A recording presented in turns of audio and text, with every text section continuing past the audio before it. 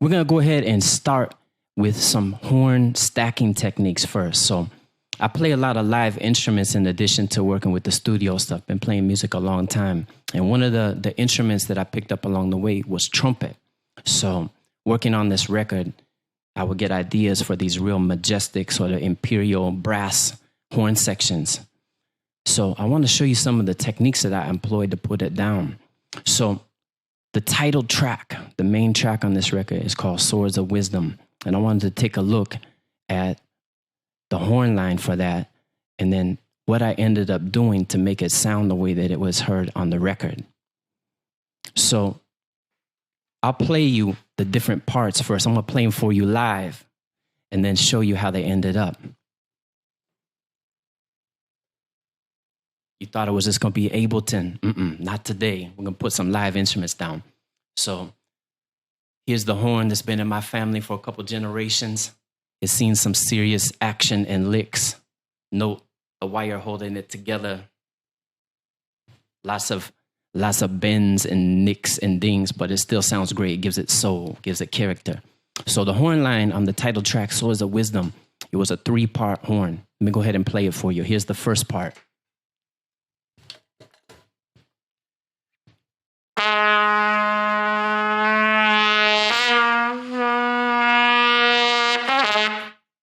Okay, and then the mid.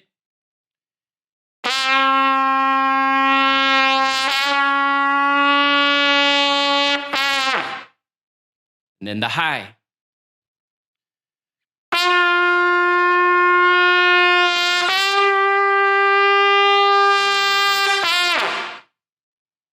Right? Nothing like real horn, you know? They got all these different plugins and things, but after you hear the real thing, you're like, it's like GMO brass. That's what I call that stuff, genetically modified. So I prefer the organic brass when it comes to my brass. So I had pre-recorded these parts from the original session, and I wanted to show you a little trick that I use. So if we play those 3 parts together, it actually sounds pretty good right now. This is with no EQ, totally dry, just the 3 parts together.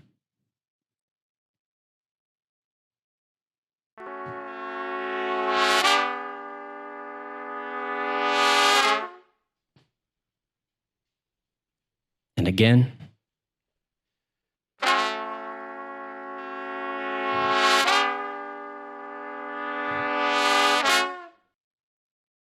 Right? It sounds pretty good the way it is. But to really get that full sound, I wanted to sound like I also had some other instruments in the mix. You know, so in a good horn section, a lot of the time, another instrument you would find would be the trombone.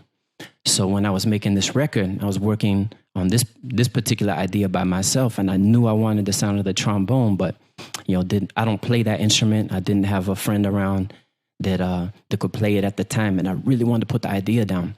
So one of my little tricks that I use a lot on this record is I'll take a part that I've played.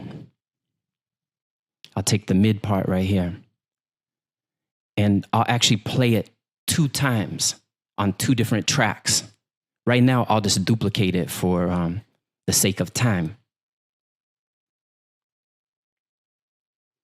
And we're going to call this one bootleg trombone. Bootleg trombone. And what I'm going to do is I'm going to take that exact same part that currently sounds like this.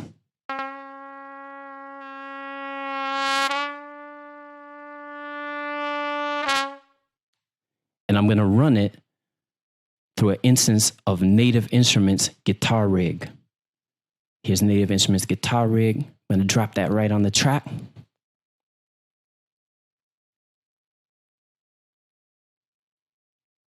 And I'm going to go up here to components. And I'm going to grab the pitch shifter that's normally used on guitar. It's like we call this a whammy pedal for guitar players. But I took the whammy pedal and I set it to octave down. Boom. And instant trombone.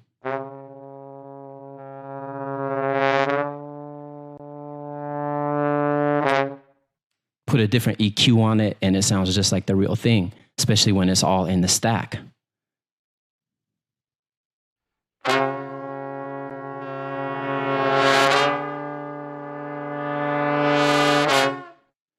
So let me show you what it all sounded like on the record once it was all EQ'd and everything was done properly. Here's what it sounds like on the actual record.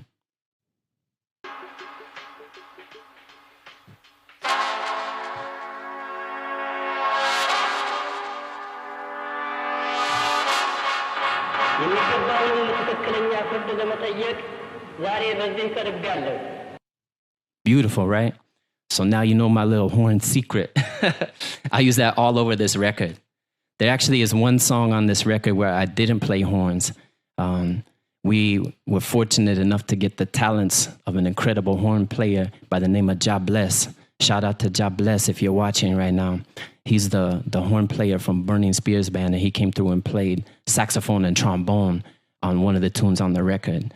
But everything else on that record was me stacking trumpets and using that pitch shift technique to make it sound like I had other instruments that I actually didn't have. You just EQ it a little bit different, and when it's all in the stack, no one knows the difference. You get that nice, all those articulations that you get from the live brass, but shifted down. So that's a really good technique that I employed all over this record for my horns. All right. So